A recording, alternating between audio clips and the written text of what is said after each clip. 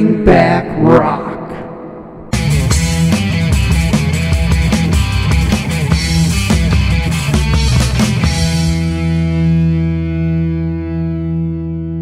Hey everybody, it's Dean and welcome to Bring Back Rock. Today's artist is brought to us by viewer request. We actually had a few viewers request this one. She's what I call one and done, which means they had one major label release back in the day. That doesn't necessarily mean she's done making music. I'll tell you about it when we talk about Chrissy Steele. I also want to say thanks to everybody that comments and watches and hits that subscribe button, like Sarah and Kara, Kevin, David, Realm Chat, and everybody else that's hit that subscribe button. Thank you very much. I really do appreciate it. So, all right, by viewer request, let's talk about Chrissy Steele.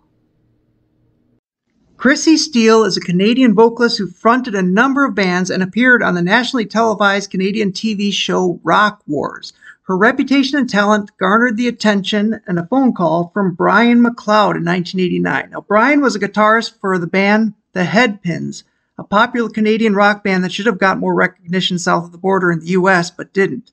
He tapped her to replace vocalist Darby Mills, who had left in 1986.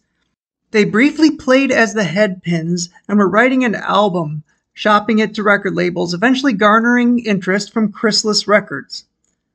Chrysalis flew in to view a showcase. An extremely nervous Chrissy. After all your dreams are coming down to this one show.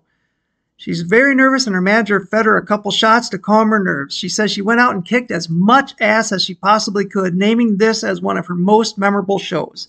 Well, Chrysalis must have agreed because they signed Chrissy and Brian to a multi-million, multi-album deal. The Headpins were no more, and eventually they settled on just calling it Chrissy Steele. See, Brian had become ill, complaining of back pain. After going to the ER one night, it was discovered that Brian had cancer. Not long after the album's released, he died of cancer on April 25th, 1992. Chrissy was devastated, losing her friend and cohort. They had started as a band, and she was now a solo artist. The Headpins were very successful in Canada, and she was counting on his mentoring in the business as well. Losing her friend was very hard, and she found it difficult to put on a happy face while promoting her new album. What should have been an exciting and joyful time had become very bittersweet. Nonetheless, the album was released in 1991. It's called Magnet to Steel, and Mark Slaughter did background vocals on one of the tracks, Love Don't Last Forever. She also found herself nominated for 2 Juno Awards. She also found herself on a couple of memorable tours. Opening for the States for label mates Jethro Tull, a pairing she found a little strange, but she found herself playing in legendary arenas such as Madison Square Garden. Speaking of which, in New York, she was having some vocal issues. Jethro Tull's Ian Anderson took a cab through the streets of New York in search of a humidifier for Chrissy, leaving her a note and the humidifier in her dressing room that he had heard she was having minor vocal issues. A sweet sentiment, and she still has the note. Pretty cool thing for Ian Anderson to do. She also found herself on tour with Bryan Adams. Being the only girl on tour, she had her own dressing room. One day, there was a knock on the door. Chrissy was naked and shouted, "Don't come in," but apparently the person on the other side of the door only heard, "Come in," and in walked Bryan Adams. Chrissy grabbed a suitcase and held it in front of her. Bryan was completely unfazed and started talking. I guess they had a couple days coming off, and he said they were flying to Vancouver if she was interested in going with them on his private Lear jet. Yeah. So that happened. She had one more memorable thing, that she played a Canadian music festival, Molson's Great Canadian Party, which was headlined by Spinal Tap and had about 20 Canadian artists on it. It was broadcast live on radio nationwide. Artists like Jeff Healey, Kim Mitchell, Lee Aaron, Sass Jordan, Crash Test Dummies, herself, Slick Toxic, and Tragically Hip, who apparently drank all of their beer and really pissed off the guys in her band. After one album, the record company had her writing with outside writers, but she didn't really like the material. Same thing when she went to LA to also write and record some demos. She wanted to go in a more mature and soulful direction than the record company. She was also offered to join Paul Dean's. If you don't know who Paul Dean is, he's a guitarist for Loverboy. Offered to front his side project. Well, She just wasn't happy, wanted to go more soulful, more mature, and then grunge hit, and she just felt it was time for a change, which she made, becoming a graphic designer. Recently, she's had the bug to get back into music. She is currently working with Harlequin's original guitarist and songwriter Glenn Willows. They have released 2 singles so far, Insidious in 2021 and Unrequited Remember Me in 2023. All right, it's music time. We're going to play a few samples from her Magnet to Steel album, and then I will catch up with you at the end of the video.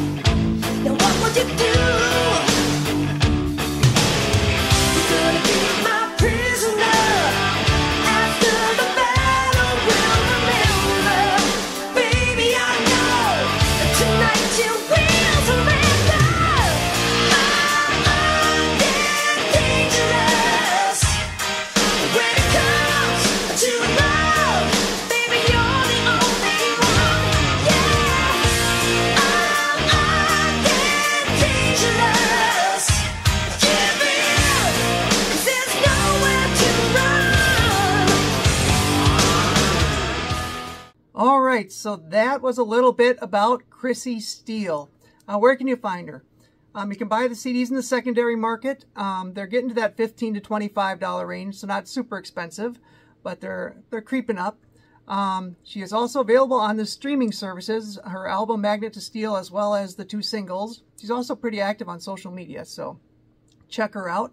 Once again, I just thank everybody for watching, and we will catch you on the next episode.